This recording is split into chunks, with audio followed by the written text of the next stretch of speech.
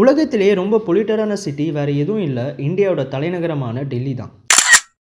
அதுவும் November December ஆச்சுன்னா டெல்லியோட temperature 4 degree Celsius வரைக்கும் குறையும். ஏர் பொல்யூஷன் 400 இண்டெக்ஸ் பாயிண்ட்ஸ் வரைக்கும் போகும். டெல்லியில் ஏன் பொல்யூஷன் இவ்வளோ அதிகமாக இருக்குது, அதுவும் நவம்பர் டிசம்பர் ஏன் சுச்சுவேஷன் இவ்வளோ மோசமாக போகுதுன்னு பார்ப்போம். ஃபஸ்ட்டு ரீசன், டெல்லியோட பாப்புலேஷன் 2 கோடி. டெல்லியில் உண்டாகிற ஏர் பொல்யூஷனில் 51.5% ரீசன் இந்த டெல்லியில் ஓடுற வெஹிக்கல்ஸ் தான். Second stable burning.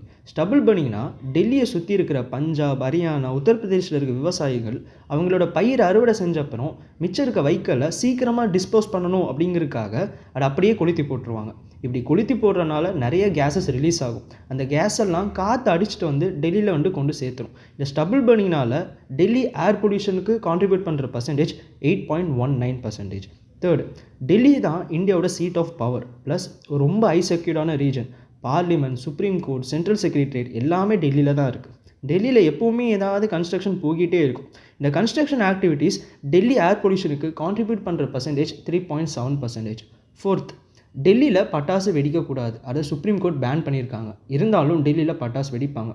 இந்த மாதிரி பட்டாசு வெடிக்கிறனால டெல்லி ஏர் பொல்யூஷனுக்கு இந்த கிராக்கர்ஸ் கான்ட்ரிபியூட் பண்ணுற பர்சன்டேஜ் 8.19%. லாஸ்ட்டாக, இது எல்லாமே எல்லா மாதமும் தானே நடக்குது. ஆனால் ஏன் நவம்பர் டிசம்பரில் ஏர் பொல்யூஷன் ரொம்ப அதிகமாக இருக்குதுன்னு பார்ப்போம். இந்த மந்த்ஸில் நார்த்தன் இந்தியா ரொம்ப கோல்டாக இருக்கும். ஜென்ரலாகவே இந்த குளிர்காற்றுக்கு வெயிட் அதிகமாக இருக்கனால இந்த குளிர்காற்றுனால ஃப்ரீயாக மூவ் ஆக முடியாது. ஆல்ரெடி இப்படி ரிலீஸ் ஆகிற டஸ்ட்டு, கேஸ் எல்லாமே இந்த குளிர்காற்று கீழே போய் ட்ராப் ஆகிரும்.